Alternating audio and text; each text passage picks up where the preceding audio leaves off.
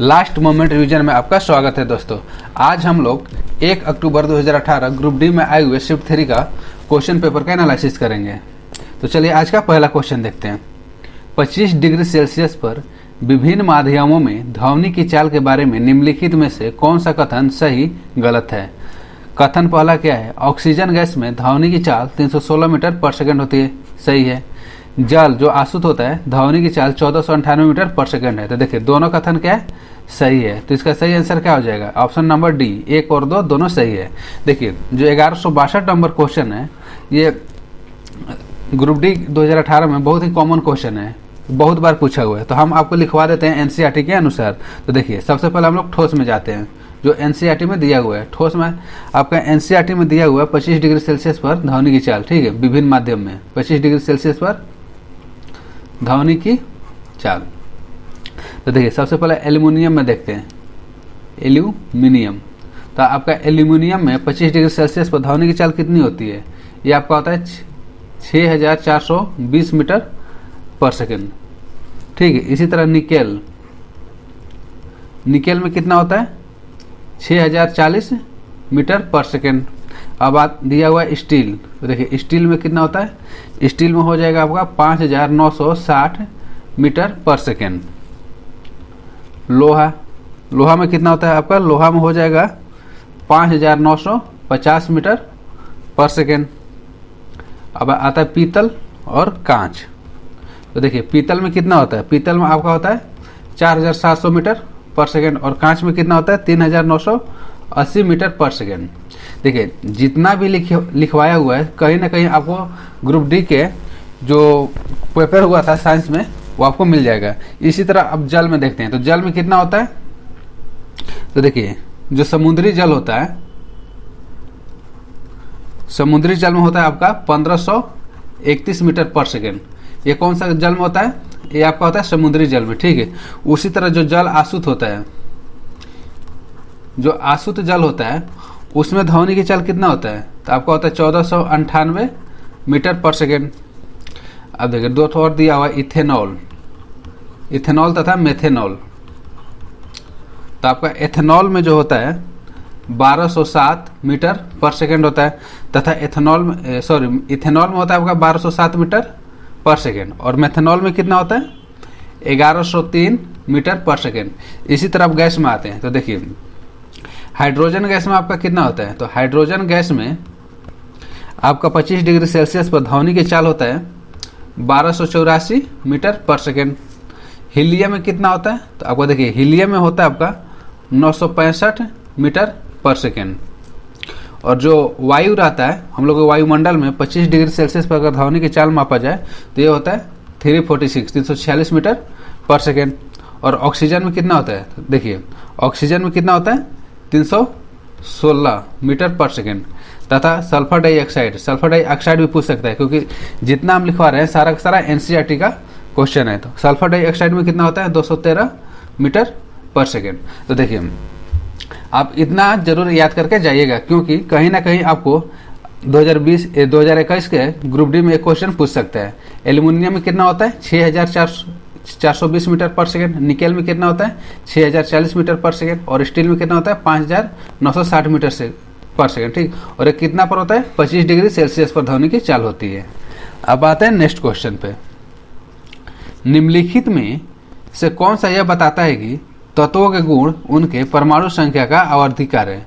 तो देखिए जो आधुनिक आवर्त सारणी है वो किस पर आधारित है? परमाणु संख्या पर आधारित है। और आधुनिक आवर्त सारणी किसने दिया था? मोस्ले ने दिया था। ऑप्शन में क्या दिया? मेंडलीव का आधुनिक नियम। तो देखिए जो मेंडलीव का आवर्त नियम है वो किस पर आधारित है? तो ये है परमाणु भार पर। किस पर है? परमाणु भार पर। और आधुनिक जो आवर्त नियम है, ठीक है, आधुनिक आवर्तिक नियम किस पर आधारित है? परमाणु संख्या पर आधारित है। और आधुनिक आवर्त सारणी किसने दिया था? मोस्ले ने दिया था। आधुनिक आवर्त सारणी को किसने दिया था? मोस्ले ने दिया था। तो इसका ऑप्शन नंबर 20 सही हो जाएगा। जो आधुनिक आवर्त सारणी है किस पर आधारित है? आपका परमाणु संख्या पर आधारित है। न्यूलैंड्स ने कौन सा नियम दिया था? ऑक्टेट का नियम दिया था। और डोबर्नियर ने, डोबर्नियर का कौन सा सिद्धांत आता है? तो आपका डोबर्नियर कहा जाता है त्रिक सिद्धांत। अब आते हैं नेक्स्ट क्वेश्चन पे। निम्नलिखित में से कौन सी घटना द्वारा पौधे केवल एक जनक द्वारा रोग मुक्त रूप से उगाया जा सकता है? तो देखिए इसका सही आंसर हो जाएगा उत्तक संवर्धन। देखिए उत्तक संवर्धन क्या होता है? उत्तक संवर्धन एक ऐसा प्रोसेस होता है जिसमें पौधे के कुछ टिश्यू को लेकर उसको लैब में तैयार करके उसको रोग मुक्त बनाया जाता है। अब देखते हैं नेक्स्ट क्वेश्चन। एशिया, अफ्रीका और यूरोप अंतर समुद्री केबल सिस्टम जो विश्व का सबसे लंबा 100 Gbps अंतर समुद्री केबल सिस्टम का है लॉन्च किया है। तो इसका सही आंसर हो जाएगा रिलायंस जियो। अब देखते हैं नेक्स्ट स्लाइड में।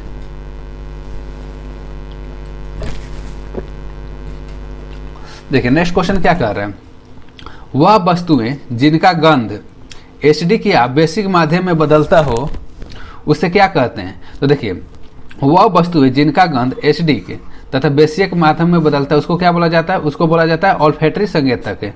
उसको क्या बोला जाता है? ऑल्फैक्टरी संकेतक। तो 1166 का सही आंसर हो जाएगा आपका ए। अब आते हैं नेक्स्ट क्वेश्चन। शक्ति की एसआई मात्रक क्या होता है? तो देखिए शक्ति का एसआई मात्रक क्या होता है? वाट। शक्ति का एसआई मात्रक क्या होता है? वाट। अब देखते हैं नेक्स्ट क्वेश्चन। देखिए नेक्स्ट क्वेश्चन ये भी रिपीट क्वेश्चन है। इस तरह का क्वेश्चन बहुत ग्रुप डी में पूछा हुआ है। 1 बिलियन में पानी की 320 ग्राम मात्रा में समान नमक की मात्रा 32 ग्राम है। ठीक, द्रव्यमान प्रतिशत द्वारा द्रव्यमान के संदर्भ में बिलियन की सांद्रता की गणना कीजिए। तो देखिए बिलियन की सांद्रता की गणना हम लोग कैसे करेंगे? नमक की मात्रा कितना दिया हुआ है? 32 दिया हुआ है, और जो टोटल रहता है आपको पता होना चाहिए कहाँ लिखाता है? नीचे लिखाता है 320 प्लस 32 इंटू 100। यहाँ से आपका कैलकुलेशन करने पर आ जाएगा 9.09%, यानी कि ऑप्शन नंबर सी। 1168 का ऑप्शन नंबर क्या हो जाएगा? सी सही आंसर हो जाएगा। अब आते हैं नेक्स्ट क्वेश्चन पे। नेक्स्ट क्वेश्चन क्या कह रहा है? देखिए निम्नलिखित में से कौन सा गति का नियम स्थान समय संबंध का समीकरण दर्शाता है? तो देखिए इसका सही आंसर क्या हो जाएगा? इसका सही आंसर हो जाएगा आपका एस बराबर u t plus half a t x square. देखिए v x square plus u x square, ये तो फॉर्मूला ही गलत है। वी बराबर यू प्लस ए टी। देखिए जो वी बराबर यू प्लस ए टी होता है वो किस में संबंध दर्शाता है? तो ये आपका हो जाएगा स्थान तथा समय में संबंध दर्शाता है। v बराबर यू प्लस ए टी किससे संबंध दर्शाता है? स्थान और समय के बीच। v बराबर ये भी नहीं होता है, v बराबर यू प्लस ए टी होता है। ठीक, तो इसका सही आंसर क्या हो जाएगा? s बराबर u t plus half a t x square. जो s बराबर u t plus half a t x square होता है वो किसके बीच संबंध दर्शाता है? स्थान और समय के बीच संबंध दर्शाता है। अब आते हैं नेक्स्ट क्वेश्चन। दाब की अंतर्राष्ट्रीय एसआई मात्रक क्या होता है? तो देखिए दाब का अंतर्राष्ट्रीय एसआई मात्रक क्या होता है? इसका सही होता है पास्कल। दाब का एसआई इकाई क्या होता है? पास्कल होता है। अब आते हैं नेक्स्ट क्वेश्चन। देखिए जब प्रकाश एक सघन माध्यम से विरल माध्यम में प्रवेश करता है तो इसकी गति पर क्या प्रभाव पड़ता है? क्वेश्चन क्या कर रहा है? जब एक प्रकाश सघन माध्यम क्या होता है? सघन माध्यम मतलब होता है भीड़ भाड़ वाला इलाका। ठीक, क्या होता है? भीड़ भाड़ वाला इलाका जहाँ पर अधिक घनत्व हो। ठीक, जहाँ पर भीड़ भाड़ ज्यादा हो उसको क्या बोला जाता है? सघन माध्यम। और विरल माध्यम क्या होता है? जहाँ पर थोड़ा कम घनत्व हो, यानी कि भीड़ भाड़ कम हो। तो देखिए क्वेश्चन कर रहा है जब प्रकाश एक सघन माध्यम से विरल माध्यम में प्रवेश करता है तो इसकी गति पर क्या प्रभाव पड़ता है? तो देखिए आप खुद सोच कर देखिए कि जब कोई व्यक्ति एक भीड़ भाड़ वाला इलाका से, ठीक है, जैसे कि यहाँ पर दो चीज़ है। ठीक, एक है यहाँ पर भीड़ भाड़ वाला इलाका है और यहाँ पर विरल माध्यम है। ठीक है, यहाँ पर सघन माध्यम और विरल माध्यम। कोई प्रकाश यहाँ से यहाँ पर आ रहा है। ठीक, अगर भीड़ भाड़ से वह विरल माध्यम में जाएगा तो क्या होगा? उसका क्या होगा? ऑटोमेटिक क्या हो जाएगा? उसकी गति क्या हो जाएगी? बढ़ जाएगी। तो 1171 का सही आंसर हो जाएगा बी। तो जब प्रकाश एक सघन माध्यम से विरल माध्यम प्रवेश करता है तो उसकी गति पर क्या प्रभाव पड़ता है? तो उसकी गति बढ़ जाती है। अब आते हैं नेक्स्ट क्वेश्चन। शीशा युक्त पानी का पता लगाने के लिए त्वरित कम लागत वाली परीक्षण का आविष्कार करने के लिए 2017 में डिस्कवरी एजुकेशन 3M यंग वैज्ञानिक चैलेंज किसने जीता था? तो इसका सही आंसर हो जाएगा गीतांजलि राव ने, ऑप्शन नंबर डी। अब आता है नेक्स्ट क्वेश्चन। लोदी वंश का संस्थापक कौन था? तो लोदी वंश का संस्थापक कौन था? बहलोल लोदी। लोदी वंश का संस्थापक कौन था? बहलोल लोदी। अब आते हैं नेक्स्ट क्वेश्चन। एक डायमंड में प्रत्येक कार्बन परमाणु कितने कार्बन परमाणु से बंधे होते हैं? तो इसका ऑप्शन हो जाएगा डी, 4 अनकार्बन परमाणु से बंधे होते हैं। जो एक डायमंड होता है वो प्रत्येक कार्बन परमाणु 4 कार्बन परमाणु से बंधे होते हैं। अब देखते हैं नेक्स्ट स्लाइड में।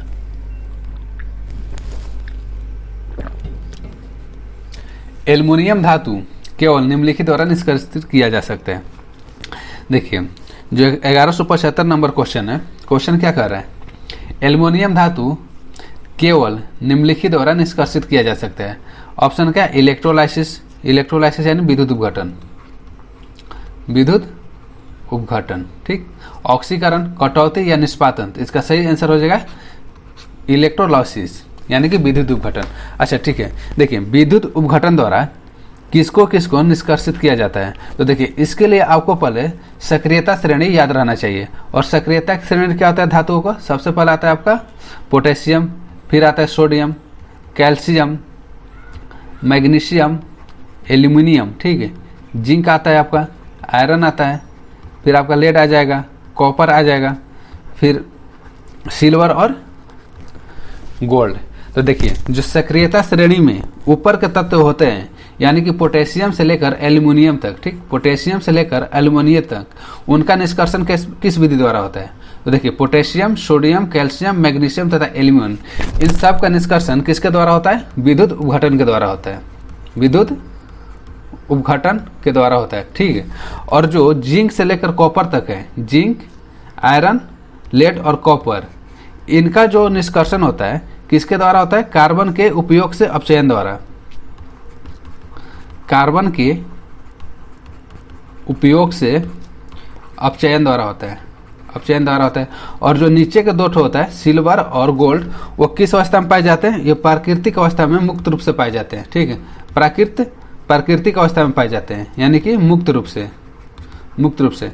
तो बस आपको सक्रियता श्रेणी याद रहना चाहिए। सक्रियता श्रेणी में सबसे सक्रिय धातु कौन सा होता है, पोटेशियम होता है, उसके बाद सोडियम होता है, कैल्शियम होता है, मैग्नीशियम, एल्युमिनियम, फिर zinc, iron, lead, copper, silver और गोल्ड। तो देखिए पोटेशियम से लेकर एल्युमिनियम तक किसके द्वारा इसका निष्कर्षण होता है, विद्युत उपघटन यानी कि इलेक्ट्रोलाइसिस द्वारा होता है। और जिंक से लेकर कॉपर तक कार्बन के उपयोग से अपचयन द्वारा होता है, ठीक है। और जो सिल्वर और गोल्ड होता है वो प्राकृतिक रूप से मुक्त अवस्था में पाए जाते हैं। अब देखते हैं नेक्स्ट क्वेश्चन। देखिए 1176 नंबर, इस तरह क्वेश्चन बहुत सारा ग्रुप डी में पूछा हुआ है, लगभग हर पेपर में आपको मिल जाएगा। एक इलेक्ट्रिक हीटर के टर्मिनलों के बीच विभवांतर 60 वोल्ट होता है, ठीक। जब यह स्रोत से 4 एम्पियर की धारा प्राप्त करता है, यदि विभवांतर बढ़कर 172.5 वोल्ट हो जाता है तो हीटर द्वारा प्राप्त की जाने वाली धारा कितनी होगी। तो देखिए V बराबर क्या होता है, V बराबर होता है आपका I into R, Ohm's law के अनुसार। और I का मान कितना दिया हुआ है, आपका V का मान दिया हुआ है 60 वोल्ट दिया हुआ है, और I का मान कितना दिया हुआ है, आपका 4 एम्पियर दिया हुआ है। तो यहाँ से सिंपली R हम लोग निकाल लेंगे, 60 बराबर I का मान 4 दिया हुआ है, यहाँ से R निकालेंगे तो R बराबर क्या हो जाएगा, 15 ओम हो जाएगा। R बराबर कितना हो जाएगा आपका, 15 ओम हो जाएगा। और फिर इसी फार्मूला का हम लोग यूज करके क्या निकालना है, तो देखिए हीटर द्वारा प्राप्त की जाने वाली धारा कितनी है, तो हमको निकालना क्या है, धारा निकालना है यानी कि I निकालना है। तो I बराबर क्या हो जाएगा, I बराबर आपका हो जाएगा V/R, और V का मान कितना दिया हुआ है, देखिए विभवांतर बढ़कर कितना हो जाता है, 172.5 हो जाता है। तो देखिए V का मान कितना दिया हुआ है, 172.5 दिया हुआ है, और R का मान यहाँ से कितना आता है, 15 ओम आता है। यहाँ से कैलकुलेशन करने पर आपका कितना आ जाएगा, 11.5 एम्पियर आ जाएगा धारा। तो ऑप्शन नंबर सी सही होगा, इसका आंसर क्या हो जाएगा, ऑप्शन नंबर सी सही आंसर होगा। अब देखते हैं नेक्स्ट क्वेश्चन जो 2017 का करंट अफेयर से पूछा गया है, फिर भी इसका आंसर हम लोग जान लेते हैं। 2017 में पूर्व राष्ट्रपति प्रणब मुखर्जी से प्रतिष्ठित फ्लोरेंस नाइटिंगेल पुरस्कार किससे प्राप्त किया था, तो इसका सही आंसर हो जाएगा कृष्ण कुमारी। अब आते हैं नेक्स्ट क्वेश्चन, निम्न में से कौन सी नोबेल गैस नहीं है। तो देखिए नोबेल गैस किससे कहा जाता है, ग्रुप 18 के तत्व को, ग्रुप 18 या समूह 18 के तत्व को क्या बोला जाता है, नोबेल गैस, नोबेल गैस बोला जाता है। नोबेल गैस को और क्या बोला जाता है, अक्रिय गैस, अक्रिय गैस, ठीक है। और जो समूह 18 होता है, समूह जो 18 होता है उसको क्या बोला जाता है, समूह 0 ग्रुप, समूह 0 ग्रुप। और इसमें कौन कौन से गैस आते हैं, तो देखिए वर्ग 18 में आपका आ जाता है हीलियम आता है, नियोन आता है, आर्गन आता है, क्रिप्टॉन आता है, जेनॉन आता है, रेडॉन आता है। ठीक है, तो ऑप्शन में क्या क्या दिया हुआ है, निम्न में से कौन सा नोबल गैस नहीं है? तो देखिए हीलियम नोबल गैस होता है, नियॉन होता है, आर्गन होता है, आर्गन दिया हुआ है, क्रिप्टॉन होता है, जेनॉन होता है, यानी कि क्लोरीन नहीं होता है। तो इसका सही आंसर क्या हो जाएगा? सी। इसमें से नोबल गैस कौन सा नहीं है? क्लोरीन जो है नोबल गैस नहीं होता है। और क्लोरीन किस में आता है? क्लोरीन आपका आता है हैलोजन वर्ग में। क्लोरीन किस में आता है? आपका हैलोजन वर्ग। और हैलोजन वर्ग किस में आता है? तो हैलोजन समूह आता है आपका समूह 17 में। हैलोजन किस में आता है? आपका समूह 17 में। समूह 17 के तत्व को क्या बोला जाता है? हैलोजन तत्व बोला जाता है। अब आते हैं नेक्स्ट क्वेश्चन। भारत की पहली बुलेट ट्रेन किसके बीच चलाने के लिए प्रस्तावित है? तो इसका सही आंसर हो जाएगा ऑप्शन नंबर डी। जो भारत की पहली बुलेट ट्रेन है कहां से कहां तक चलेगी? अहमदाबाद से मुंबई के बीच चलेगी। अब आते हैं next question. Badminton world federation में ओलंपिक समिति का प्रतिनिधित्व करने वाले शटलर का नाम क्या है? तो इसका ऑप्शन हो जाएगा डी, ऑप्शन नंबर डी, यानी कि साइना नेहवाल इसका सही आंसर होगा। 1181 नंबर क्वेश्चन। अमीबा, पैरामीशियम और बैक्टीरिया किसके द्वारा बनते हैं? ऑप्शन क्या दिया हुआ है? बाइनरी विखंडन, बर्डिंग, बहुविखंडन, या option number D all of these. तो इसका सही आंसर हो जाएगा ये सभी। देखिए जो अमीबा, पैरामीशियम और बैक्टीरिया होते हैं वो किसके द्वारा बनते हैं? बाइनरी विखंडन द्वारा भी बन सकते हैं, बर्डिंग द्वारा भी बन सकते हैं, बहुविखंडन भी द्वारा भी बन सकते हैं, और इसका सही आंसर क्या हो जाएगा? डी, सभी द्वारा बन सकते हैं। अब आते हैं नेक्स्ट क्वेश्चन। नेक्स्ट क्वेश्चन क्या कर रहे हैं? 64वें राष्ट्रीय फिल्म पुरस्कारों में सर्वश्रेष्ठ निर्देशक पुरस्कार से किसे सम्मानित किया गया था? तो इसका सही आंसर हो जाएगा राजेश मापुष्कर।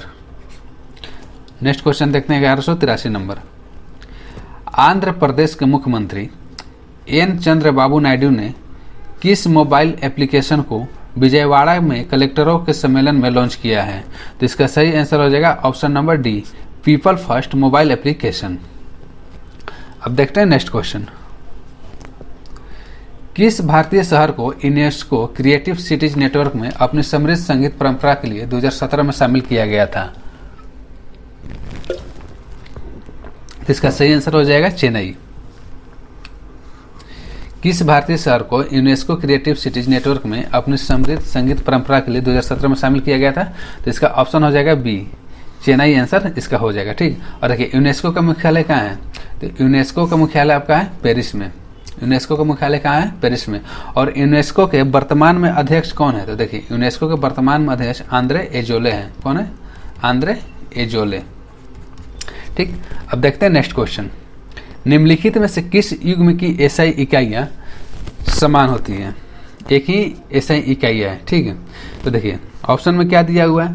विस्थापन और दूरी, इसकी एसआई इकाई सेम नहीं होती। गति और वेग, इसका भी सेम नहीं होता है। कार्य और ऊर्जा, तो देखिए कार्य और ऊर्जा का जो एसआई इकाई है दोनों क्या होता है? सेम होता है। कार्य का और ऊर्जा दोनों का एसआई इकाई क्या होता है? जूल होता है। और दोनों क्या होता है? सेम होता है। बल और दबाव ये भी नहीं होता है। तो ऑप्शन नंबर क्या हो जाएगा? सी, कार्य और ऊर्जा का एसआई इकाई क्या होता है? सेम होता है। अब आते हैं नेक्स्ट क्वेश्चन। ये भी 2017 के करंट अफेयर से पूछा हुआ है। भारतीय महिला हॉकी टीम ने किस देश को हराकर एशिया कप 2017 जीता था? तो इसका सही आंसर हो जाएगा चाइना। किसको हराकर भारत ने जीता था? चाइना को। अब आते हैं नेक्स्ट क्वेश्चन। 4 मीटर पर सेकेंड की एक समान वेग के साथ चलने वाली एक वस्तु में 120 जूल की गतिशील ऊर्जा होती है। तो वस्तु का द्रव्यमान ज्ञात कीजिए। तो देखिए गतिशील ऊर्जा कह रहा है, तो गति देखिए इसका ऑप्शन क्या दिया हुआ है? 15 पास्कल दिया हुआ है, 15 वाट दिया हुआ है, 15 केजी दिया हुआ है, 15 न्यूटन दिया हुआ है। और द्रव्यमान का एसआई मात्रक क्या होता है? 15 केजी होता है। तो इसका सही आंसर क्या होगा? ऑप्शन के अनुसार सी आंसर होगा। लेकिन इसको हम लोग बनाएंगे कैसे? तो देखिए गतिज ऊर्जा बराबर क्या होता है? गतिज ऊर्जा, तो गतिज ऊर्जा बराबर होता है हाफ mv²। और गतिज ऊर्जा का मान कितना दिया हुआ है? 120 जूल दिया हुआ है। हाफ m का मान हमको ज्ञात करना है, v² 4 × 4। यहाँ से m बराबर क्या हो जाएगा? 120 गुने 2/4 गुने 4, 30 हो जाएगा। 2 से 2, 2 से 15, यानी कि m बराबर हो जाएगा आपका 15 kg। ठीक, जब भी इस तरह का क्वेश्चन है इतना आपको बनाने की जरूरत नहीं है, बस आपको एसआई मात्रक याद रहना चाहिए। और जो द्रव्यमान का एसआई मात्रक होता है वो क्या होता है? किलोग्राम होता है। वाट किसका होता है? वाट होता है आपका शक्ति का होता है। न्यूटन किसका होता है? बल का होता है। और पास्कल किसका होता है? दाब का होता है। अब आते हैं next question. 1186 number question, Jharkhand का राजकीय फूल, सॉरी 1188 नंबर क्वेश्चन, झारखंड का राजकीय फूल क्या है? तो इसका सही आंसर हो जाएगा पलाश। झारखंड का राजकीय फूल क्या है? पलाश। और झारखंड के जो वर्तमान में मुख्यमंत्री कौन है? तो झारखंड के वर्तमान में आपके मुख्यमंत्री हो जाएगा हेमंत सोरेन। और यहाँ का राज्यपाल कौन है? चंद्रानी मुर्मू, सॉरी द्रौपदी मुर्मू। कौन है? द्रौपदी मुर्मू यहाँ के वर्तमान में राज्यपाल है। और झारखंड की राजधानी क्या है? तो आपकी झारखंड की राजधानी है आपकी रांची। अब देखते हैं नेक्स्ट क्वेश्चन, एक तत्व के नाभिक में 10 प्रोटॉन और 17 न्यूट्रॉन उपस्थित हैं, तो इसका द्रव्यमान संख्या क्या होगा? तो देखिए द्रव्यमान संख्या बराबर क्या होता है? द्रव्यमान संख्या बराबर क्या होता है? न्यूट्रॉनों की संख्या प्लस प्रोटॉनों की संख्या। तो न्यूट्रॉनों की संख्या कितना दिया हुआ है? न्यूट्रॉनों की संख्या 17 दिया हुआ और प्रोटॉनों की संख्या 10 दिया हुआ है। तो इसका सही आंसर क्या हो जाएगा? 27, यानी कि ऑप्शन नंबर ए। द्रव्यमान संख्या बराबर क्या होता है? तो आपका द्रव्यमान संख्या, द्रव्यमान भार बराबर होता है प्रोटॉनों की संख्या और न्यूट्रॉनों की संख्या को क्या बोला जाता है? सम्मिलित रूप से द्रव्यमान संख्या बोला जाता है। तो प्रोटॉनों की संख्या 10 दिया हुआ है और न्यूट्रॉनों की संख्या कितना दिया हुआ है? 17। जोड़ देंगे तो इसका सही आंसर क्या हो जाएगा? ए, यानी कि 27। अब आते हैं नेक्स्ट क्वेश्चन, देखिए एल्युमिनियम का परमाणु द्रव्यमान 27 है, 21 ग्राम एल्युमिनियम में मौजूद मोलों की संख्या क्या होगी? तो देखिए इस तरह का क्वेश्चन जब भी आता है तो मौजूद मोलों की संख्या हम लोग कैसे ज्ञात करते हैं? दिए गए मोलों की संख्या बटा परमाणु द्रव्यमान। तो दिए गए मोलों की संख्या कितना है? 81 है और परमाणु द्रव्यमान कितना दिया हुआ है? 27 दिया हुआ है। तो यहाँ से कैलकुलेशन करेंगे तो कितना आ जाएगा? 3 मोल। तो इसका सही आंसर हो जाएगा सी, ऑप्शन नंबर सी इसका सही आंसर हो जाएगा। अब आते हैं नेक्स्ट क्वेश्चन, निम्नलिखित में से कौन सा कथन सही गलत नहीं है? सही या गलत नहीं है, ठीक। एक अम्ल जो पूरी तरह से आयनों में आयनित हो जाता है वह H आयनों की बड़ी मात्रा में उत्पादन करता है, उदाहरण के लिए HCl, H2SO4 और HNO3। और दूसरा कथन क्या कर रहा है? एक अम्ल जो आंशिक रूप से जल में आयनित होता है वह H आयनों की कम मात्रा में उत्पादन करता है, उदाहरण के लिए CH3COOH, H2CO3 तथा H2SO3। तो देखिए जो अम्ल होता है जो पूरी तरह से जल में घुल जाता है वो क्या करता है? बड़ी मात्रा में H+ आयनों की उत्पादन करता है। इसके एग्जाम्पल कौन कौन सा दिया हुआ है? HCl दिया हुआ है, H2SO4 दिया हुआ है, HNO3 दिया हुआ है। तो कथन एक तो सही है। अब देखिए कथन 2 में क्या कर रहा है? एक अम्ल जो आंशिक रूप से जल में आयनित होता है वह H+ आयनों की कम मात्रा में उत्पादन करता है, यह भी कथन सही है। और एग्जाम्पल में क्या दिया हुआ है? उदाहरण के लिए CH3COOH, H2CO3 और H2SO3। तो देखिए कथन 1 और कथन 2 दोनों सही है। तो इसका सही आंसर क्या हो जाएगा? ऑप्शन नंबर ए, 1 और 2 दोनों सही है। अब देखते हैं नेक्स्ट क्वेश्चन, गति करती हुई एक कार विपरीत दिशा से आती हुई हवा का सामना करती है, तो कार पर हवा द्वारा किया गया कार्य क्या होता है? देखिए ये कोई कार है, ठीक, इस दिशा में चल रहा है, उधर से क्या आ रहा है? हवा आ रहा है। तो क्वेश्चन क्या कर रहा है? गति करते हुए एक कार विपरीत दिशा से आती हुई हवा का सामना करती है, तो कार पर हवा द्वारा किया गया कार्य क्या होगा? तो देखिए कार पर जो हवा कार्य करेगा वो कैसा होगा? ऋणात्मक होगा। किस तरह का होगा? ऋणात्मक, यानी कि निगेटिव कार्य होगा। तो 1192 का सही ऑप्शन क्या हो जाएगा? ऑप्शन नंबर सी, ऋणात्मक होगा। अब आते हैं नेक्स्ट क्वेश्चन, 1193 नंबर, उत्तराखंड के मुख्यमंत्री का नाम क्या है जिन्हें 2017 में चुना गया था? देखिए 2017 के अनुसार पूछ रहा है, तो 2017 में किन्हें चुना गया था? त्रिवेंद्र सिंह रावत को। अब देखिए 2021 में हम वीडियो बना रहे हैं, तो 2021 में उत्तराखंड के मुख्यमंत्री कौन है? तो 2021 में उत्तराखंड के मुख्यमंत्री हैं आपका तीरथ सिंह रावत है। कौन है? तीरथ सिंह रावत हैं, ठीक है। और जो उत्तराखंड है, उत्तराखंड के अभी वर्तमान में राज्यपाल कौन है? तो उत्तराखंड के वर्तमान में आपका राज्यपाल हो जाएंगे बेबी रानी मौर्य, ठीक। और उत्तराखंड की राजधानी कहाँ है? उत्तराखंड की राजधानी आपका देहरादून। अगर यही पूछ दे कि उत्तराखंड की ग्रीष्मकालीन राजधानी, तो उत्तराखंड की ग्रीष्मकालीन राजधानी कहाँ है? गैरसैंण। कहाँ पर है? गैरसैंण पर है, ठीक। अब देखते हैं नेक्स्ट क्वेश्चन। नेक्स्ट क्वेश्चन क्या कर रहा है? हैलोजन में होता है, देखिए हैलोजन किसे कहता है? समूह 17 को तत्व को, समूह 17 के तत्वों को क्या बोला जाता है? हैलोजन बोला जाता है। तो हैलोजन में कौन कौन सा आता है? फ्लोरीन आता है, क्लोरीन आता है, fluorine, chlorine, bromine, iodine, antimony आता है। तो ऑप्शन में क्या दिया हुआ है? 2 गैस, 1 तरल, देखिए 3 गैस और 3 ठोस, 2 गैस और 3 ठोस, 2 गैस 1 तरल और 2 ठोस, 2 गैस 2 तरल पदार्थ और 1 ठोस। तो इसका सही आंसर क्या हो जाएगा? तो देखिए इसका सही आंसर हो जाएगा सी। 2 गैस होता है, फ्लोरीन और क्लोरीन क्या होता है? फ्लोरीन और क्लोरीन क्या होता है? आपका गैस होता है। और ब्रोमीन क्या होता है? देखिए ब्रोमीन एकमात्र ऐसा अधातु है जो तरल अवस्था में पाया जाता है। ब्रोमीन की खासियत क्या होता है? तो ब्रोमीन द्रव अवस्था में पाए जाने वाला अधातु है। ठीक है, ब्रोमीन क्या है? द्रव अवस्था में पाए जाने वाला अधातु होता है। तो इसका सही आंसर क्या हो जाएगा? 2 गैस होता है, 1 तरल होता है और 2 ठोस होता है। और देखिए द्रव अवस्था में पाए जाने वाला धातु कौन सा है? तो द्रव अवस्था में पाए जाने वाला धातु कौन सा है? Mercury, Hg। अब आते हैं नेक्स्ट क्वेश्चन। यूनेस्को द्वारा निम्न में से भारत के किस शहर को पहला विश्व विरासत शहर का दर्जा दिया है? तो इसका सही आंसर हो जाएगा बी, अहमदाबाद। यूनेस्को द्वारा निम्न में से भारत के किस शहर को पहला विश्व विरासत शहर का दर्जा दिया है? तो इसका सही आंसर हो जाएगा बी, अहमदाबाद। अहमदाबाद आपका कहाँ पड़ता है? गुजरात में पड़ता है। ठीक, देखिए कभी कभी क्वेश्चन ये भी पूछ देता है कि जो विश्व विरासत दिवस है, क्या विश्व विरासत दिवस है? विश्व विरासत दिवस। और विश्व विरासत दिवस कब मनाया जाता है? तो विश्व विरासत दिवस मनाया जाता है 18 अप्रैल को। ठीक है, और यूनेस्को का मुख्यालय कहाँ है? तो आपका यूनेस्को का मुख्यालय पेरिस है और वर्तमान में इसको अध्यक्ष कौन है? Andre Azoulay. अब आते हैं नेक्स्ट क्वेश्चन पे।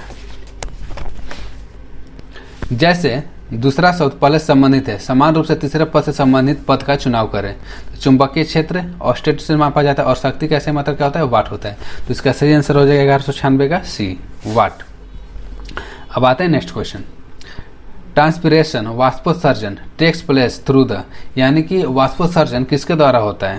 तो इसका सही आंसर हो जाएगा अस्टोमेटा, रंध्र के द्वारा होता है। ठीक है, वाष्पोत्सर्जन, वाष्पोत्सर्जन किसके द्वारा होता है? Transpiration takes place through the, तो इसका सही आंसर हो जाएगा अस्टोमेटा, यानी कि रंध्र द्वारा होता है। अब देखते हैं नेक्स्ट क्वेश्चन। 2018 का करंट अफेयर से पूछा हुआ है। जनवरी 2018 में किसने सिक्किम का आधिकारिक ब्रांड एम्बेसडर नियुक्त किया गया था? तो इसका सही आंसर हो जाएगा आपका AR रहमान। जनवरी 2018 में सिक्किम का आधिकारिक ब्रांड एम्बेसडर किसे नियुक्त किया गया था? AR रहमान को नियुक्त किया गया था। अब नेक्स्ट क्वेश्चन देखते हैं, वही रिपीट क्वेश्चन है। ट्रांसमिशन टेक्स प्लेस, यानी कि वाष्पोत्सर्जन कहाँ से होता है? अस्टोमेटा से होता है, रंध्र से होता है। सिक्किम के ब्रांड एम्बेसडर 2018 में किसे चुना गया था? AR रहमान को चुना गया था। ठीक, देखिए विभवांतर भी और विद्युत धारा I के बीच संबंध की खोज किसने किया था? V बराबर क्या होता है? डायरेक्टली प्रोपोर्शनल टू I होता है। और एक ये नियम किसने दिया था? ये नियम दिया था आपके ओम ने। V बराबर क्या होता है? I इंटू R होता है। R क्या होता है? एक नियतांक होता है जिसको क्या बोला जाता है? प्रतिरोध बोला जाता है। तो क्वेश्चन क्या कर रहा था? विभवांतर और विद्युत धारा के बीच संबंध की खोज किसने की थी? तो इसका सही आंसर हो जाएगा ओम ने की थी। अब देखते हैं नेक्स्ट क्वेश्चन। निम्नलिखित में से कौन सा ऊतक मुख्य रूप से मृत कोशिकाओं का बना होता है? देखिए मृत कोशिकाओं से कौन सा ऊतक बना होता है? तो मृत कोशिकाओं से आपका बना होता है स्क्लेरेनकाइमा, स्क्लेरेनकाइमा, और ऑप्शन में दिया हुआ नहीं है। ठीक, तो देखिए जब भी क्वेश्चन पूछे कि निम्नलिखित में से कौन सा ऊतक मुख्य रूप से मृत कोशिकाओं का बना होता है, तो इसका सही आंसर क्या होगा? स्क्लेरेनकाइमा, जो ऑप्शन में नहीं दिया हुआ है। ठीक, अब देखते हैं नेक्स्ट क्वेश्चन। अंग्रेजों ने भारत में अंग्रेजी को शिक्षा का माध्यम कब बनाया था? तो इसका सही आंसर हो जाएगा ऑप्शन नंबर ए, 1835 में। और अंग्रेजी को शिक्षा का माध्यम किसकी अनुशंसा पर बनाया गया था? तो आपको बनाया गया था लॉर्ड मैकाले। किसके अनुशंसा पर बनाया गया था? लॉर्ड मैकाले के अनुशंसा पर बनाया गया था। अब देखते हैं नेक्स्ट क्वेश्चन। 1201 तो हो गया 1835 में। ठीक, 1202 क्वेश्चन क्या कर रहे हैं? भारत सरकार ने 2017 में LED बल्बों को बदलने की मदद करने के लिए निम्न में से कौन सी योजनाओं की घोषणा की थी?